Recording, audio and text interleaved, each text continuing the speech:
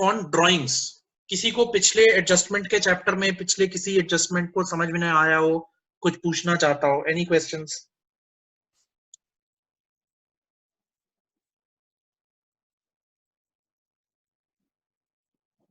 Any questions? No? चलिए good. Interest on drawings, ये जो है वो लास्ट क्वेश्चन, लास्ट पोर्शन पे आ गए हम लोग एडजस्टमेंट्स के। सबसे पहले तो व्हाट इज ड्राइंग्स? ड्राइंग्स जो है वो आप अपने बिजनेस में से अपने पर्सनल यूज के लिए कोई कैश या कोई काइंड या कोई मटेरियल या कोई प्रोडक्ट यूज कर लेते हैं, तो उसको आप अपनी बुक्स ऑफ अकाउंट्स में एंटर करते हैं। ड्राइंग्स एक तरीके से आपकी लाइबिलिटी है, that you have to return that particular product to the company, to the business, और you have to pay the cash for that particular good और service that you have utilised. तो आप वापस करेंगे, तो ये आपके लिए एक तरीके की लाइबिलिटी है। तो इंटरेस्ट ऑन ड्राइंग्स का मतलब ये है कि आपने अभी तक पैसा वापस नहीं किया है बिजनेस को, तो आप उसके ऊपर इंटरेस्ट पे कर रहे हैं, और ये इंटरेस्ट भी लाइबिलिटी है आपके लिए। तो अगर आप ध्यान से देखेंगे, drawings account is debited over here and interest has been credited. Interest has been credited because interest over here is your liability. You're not gaining anything. आपकी ड्राइंग्स बढ़ रही हैं इस इंटरेस्ट की वजह से, ठीक है? तो अगर आप देखेंगे इसमें, interest on drawings account debit to profit and loss account, interest on drawings account debit to profit and loss account, right?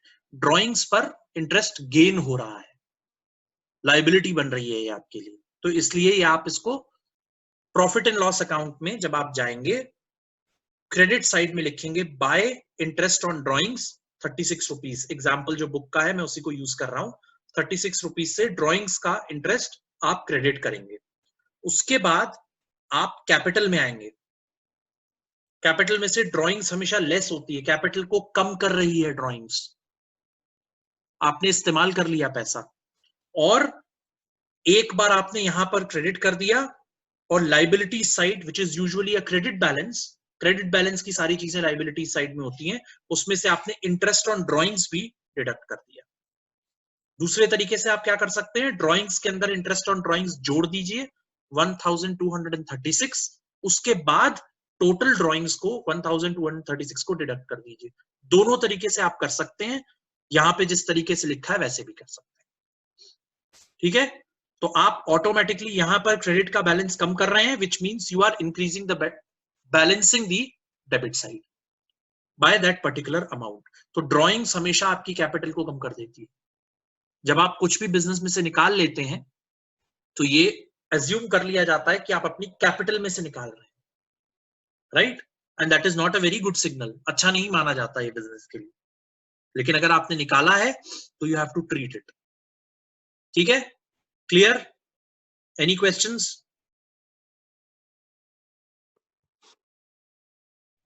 Okay good. Bad debts पहले भी पढ़ चुके हैं हम, दोबारा पढ़ रहे हैं। बैड डेट्स का मतलब ये होता है वो उधार जिसका पेमेंट आपको नहीं मिल पाया, वो उधार जो आपने किसी को, फॉर एग्जांपल आपने क्रेडिट सेल्स करी, किसी ने आपसे सामान खरीदा और वो आपको पूरे पैसे नहीं लौटा पाया या बिल्कुल पैसा नहीं लौटा पाया, तो उसको आप बैड डेट्स की कैटेगरी में डालते हैं। डेटर बोलते हैं, डेटर बोलते हैं उसको, तो उसी को आप बैड डेट्स वर्ड देंगे, ठीक है? बुरे ऋण बोलते हैं इसको, या खराब ऋण बोल सकते हैं आप, या डूबा हुआ ऋण बोल सकते हैं। अब इसमें क्या किया आपने, फॉर एग्जाम्पल अगर आप याद करें, जब आपने सेल्स करी होगी, मिस्टर वाई वाला एग्जाम्पल मैं यहां पर ले लेता हूं। मिस्टर वाई को आपने 8,000 रुपए का सामान उधार बेचा, तो आपने क्या एंट्री करी, mister Y debit to sales account 8,000 rupees. अब उसमें से 7,200 का पेमेंट मिस्टर वाई ने कर दिया और 800 का पेमेंट करने से मना कर दिया। उन्होंने बोल दिया मेरे पास इससे ज्यादा पैसे नहीं है, मेरा बिजनेस डूब गया है या मेरे को लॉस हो गया है या वॉट एवर इट इज, उन्होंने बोल दिया। अब आप क्या करेंगे, 800 रुपए का बैलेंस बचा हुआ है, तो आप क्या एंट्री करेंगे, पहली एंट्री करेंगे cash account debit to mister Y 7,200, लिखेंगे cash received for credit sales 7,200। दूसरी एंट्री करेंगे बैड डेट्स अकाउंट डेबिट, ये आपके लिए लॉस है, बैड डेट्स आपको दिखाई नहीं देते हैं, it is a nominal account, nominal account का रूल है debit all the losses and expenses. Bad debts account debit 800 to mister Y 800. Mister Y नहीं दे पाए हैं इसको, उनकी डेटर खत्म करना है आपको बुक्स में से, तो पहले आपने डेबिट किया था at the time of sales, अब आप उनको क्रेडिट कर रहे हैं, तो 800 रुपीज से आपने उनको क्रेडिट कर दिया, being bad debts written of.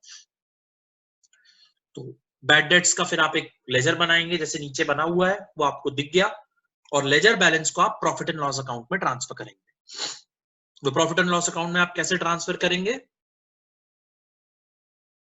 बताइए? प्रॉफिट एंड लॉस अकाउंट में कहां आएगा? डेबिट साइड में आएगा कि क्रेडिट साइड में आएगा?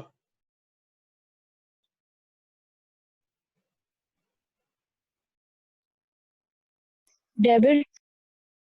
हाँ, डेबिट साइड में आएगा.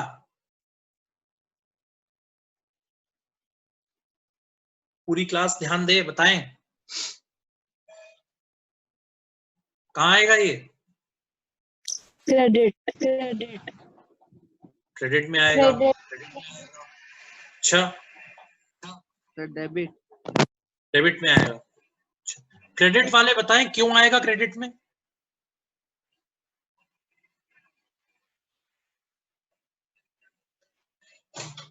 कोई बताएगा ये क्यों आएगा क्रेडिट में?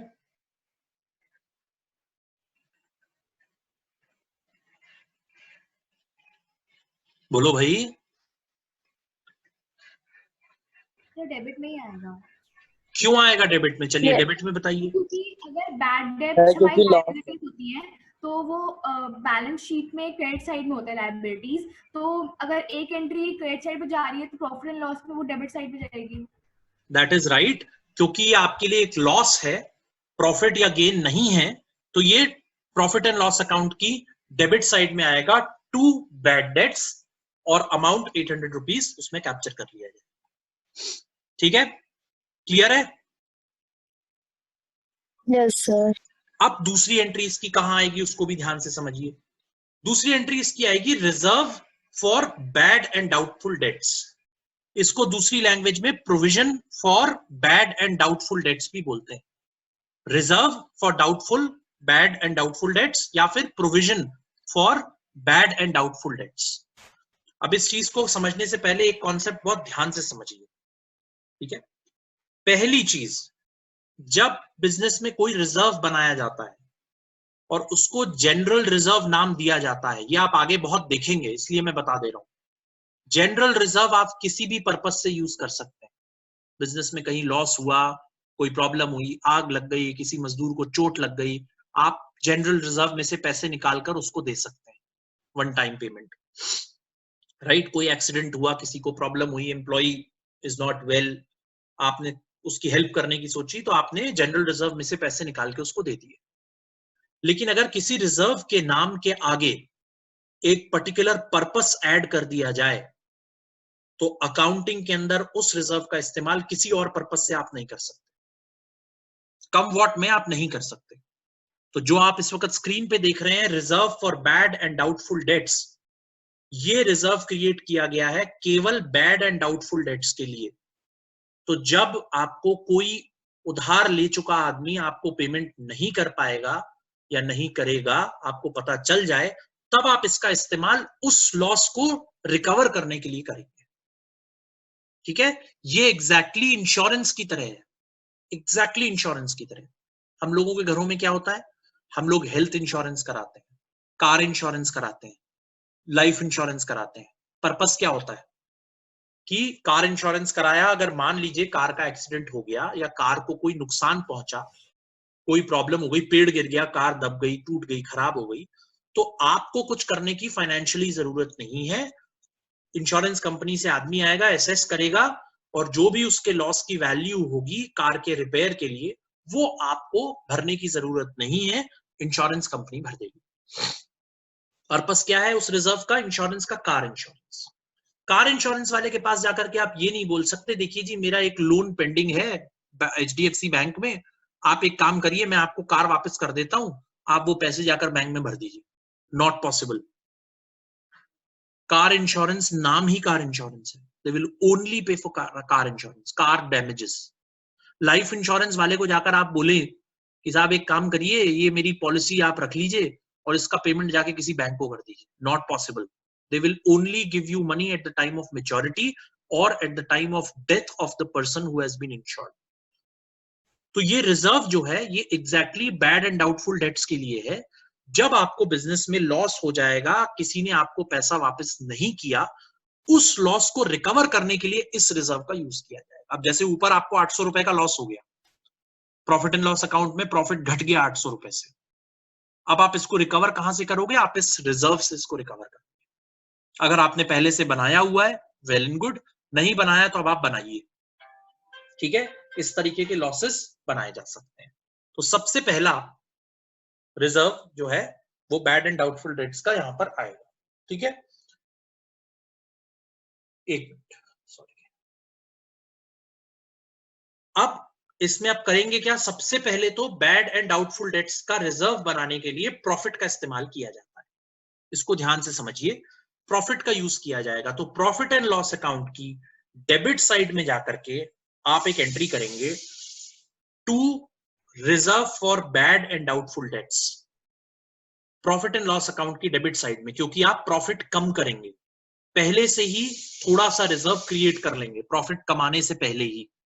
एक तरीके का एक्सपेंडिचर है ये आपके लिए, एक्सपेंडिचर है, लॉस नहीं है. It's a reserve that you are creating. ठीक है, और इसका पर्पस ये होगा कि जब फ्यूचर में आपको लॉसेस होंगे बैड डेट्स की वजह से, तो इस अमाउंट का आप यूज कर लेंगे उसकी जगह. ठीक है, तो आपने क्या एंट्री करी? Profit and loss account debit to reserve and doubtful debts being 2.5% of debtors provided for the reserve and doubtful debt. अब ये 625 रुपए कहां से आए?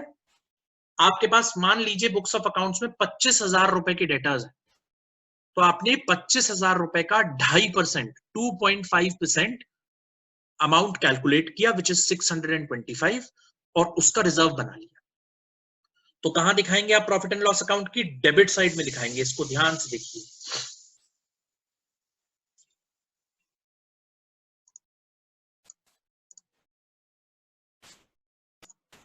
ये देखिए,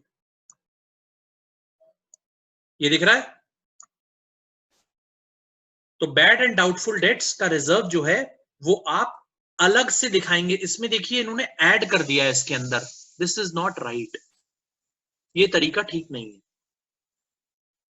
इसको आप टू बैड डेट्स 800 बाहर के कॉलम में दिखाएंगे, to reserve for bad and doubtful debts 625. ये दोनों अलग अलग चीजें हैं. लॉस होने के बाद आप बैलेंस शीट से उसको एडजस्ट करेंगे जाकर. ठीक है, तो 625 अलग दिखाएंगे, 800 अलग दिखाएंगे. वो केवल बैड डेट्स है, एक्चुअल बैड डेट्स है. ये reserve for bad and doubtful dates है. ये 625 जब आपने यहां पर क्रिएट कर लिया, तब आप जाएंगे बैलेंस शीट में, और बैलेंस शीट में जाने के बाद डेबिट साइड, एसेट साइड में सन्ड्री डेटर्स अंदर लिखेंगे 25,000, और उसमें से रिजर्व 2.5% का 625 को डिडक्ट करेंगे, बाहर फाइनल अमाउंट लिखेंगे 24,375. ठीक है, यहां पे आपने डेबिट किया, यहां पर आपने क्रेडिट में से 625 कम कर दिए. मींस आप डेबिट साइड को क्रेडिट साइड को बैलेंस कर रहे हैं. एसेट्स का डेबिट बैलेंस होता है, डेटर्स एसेट साइड में होते हैं. डेबिट बैलेंस होता है डेटर्स का. अगर उसको आप कम कर रहे हैं तो means you are increasing the credit side, not increasing, balancing the credit side. तो ऑटोमेटिकली आप डेबिट एक बार कर रहे हैं, क्रेडिट एक बार कर रहे हैं. ठीक है, ये एक्चुअल 800 रुपीज का लॉस है बैड डेट्स का, ये एक ही बार आएगा. रिजर्व 2 बार आएगा, एडजस्टमेंट एंट्री 2 बार आएगी. ठीक है, क्लियर है? ठीक है, नेक्स्ट ईयर फॉर एग्जाम्पल आप गए, आपको जो लॉस हुआ मान लीजिए, उसमें से जो लॉस हुआ उस रिजर्व में से वो लॉस का अमाउंट आप घटा लें. नेक्स्ट ईयर आप गए, आपके पास 625 रुपए का रिजर्व है, 400 रुपए फॉर एग्जाम्पल आपका बैड डेट्स हो गया नेक्स्ट ईयर. तब आप क्या करेंगे? 625 में से 400 रुपीज डिडक्ट कर लेंगे. रिजर्व में अभी भी आपके पास 225 रुपए है, तो आपने पहले से ही लॉस का रिजर्व बना रखा है. तो नेक्स्ट ईयर टिपिकली आपको कोई लॉस हुआ ही नहीं, बैड डेट्स हुए ही नहीं आपको, क्योंकि आपने बैड डेट्स को रिजर्व में से माइनस कर दिया. राइट ऑफ करने की बजाय बैड डेट्स को, जैसे इस साल आपने राइट ऑफ किया था पीछे, this was the write off entry, bad debts account to mister Y. आपने क्या किया, bad debts account debit 400 to reserve for bad debts 400, काम खत्म। 225 रुपीज अब आपके पुराने रिजर्व में रह गए। अब आप नया रिजर्व अगर बनाएंगे तो पुराने रिजर्व के अंदर नया रिजर्व जोड़ देंगे। पुराना रिजर्व 225, नया रिजर्व क्रिएटेड 480, टोटल जो भी हो 600 700 समथिंग वो आप इसमें लिख देंगे और नए रिजर्व के अमाउंट को सन्ड्री डेटर्स में से डिडक्ट कर देंगे। क्लियर है? Any questions on reserve for bad and doubtful debts? ये बिल्कुल ऐसा ही है जैसे हम लोग घरों में अपने एक इमरजेंसी फंड रखते हैं। कोई अनफोर्सीन इमरजेंसी, कोई प्रॉब्लम आ जाती है, हम तुरंत जा करके उस इमरजेंसी को उस पैसे से मीट आउट कर लेते हैं, तो हमको टिपिकली कोई लॉस होता ही नहीं। Clear? Any questions on this? Okay. Sundry debtors क्या है? सन्ड्री दोबारा पूछो, कौन पूछ रहा था?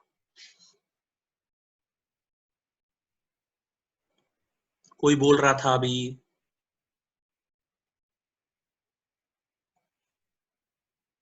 पूछो। Okay, next, reserve for discount on debtors. इसको भी बड़े ध्यान से सुनिएगा। ये एक और रिजर्व है जो आप डेटर्स को देने वाले डिस्काउंट पर बनाते हैं। डेटर्स को जो डिस्काउंट आप देते हैं उस पर बनाते हैं।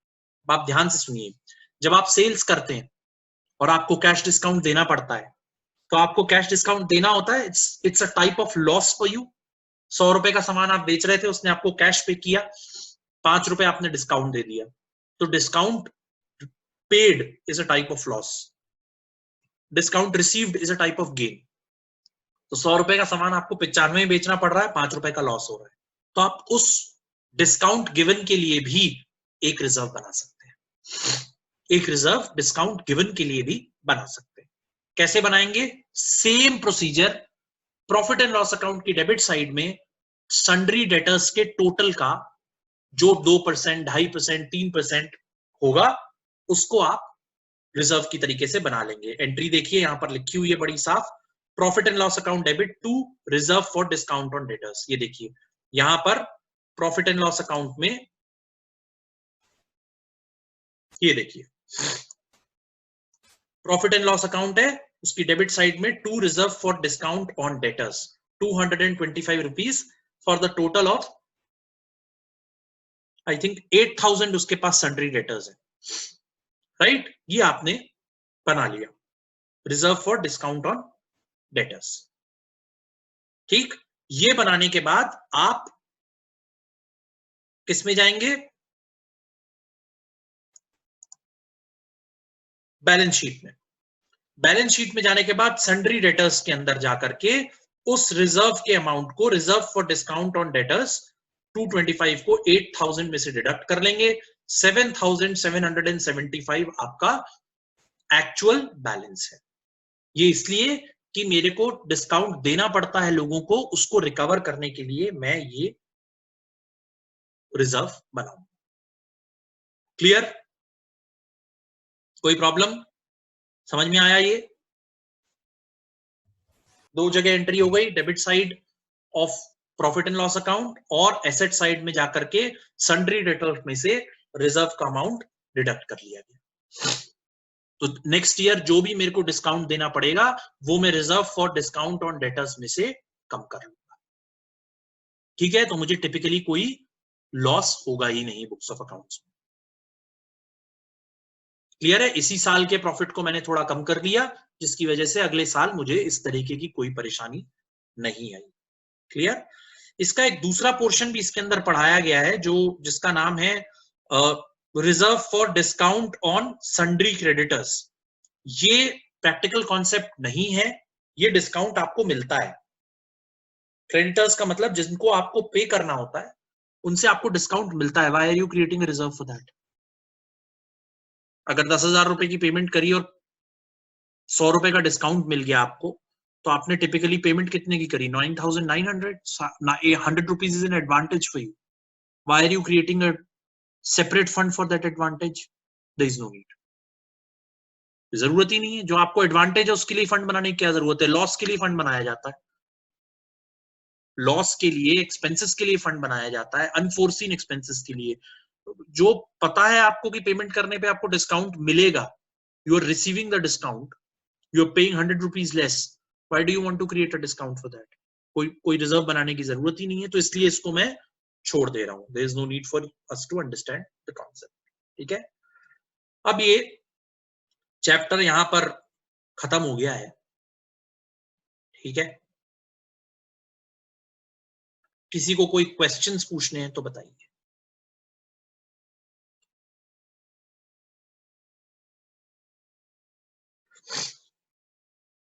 किसी को कोई क्वेश्चन पूछना हो तो बताइए.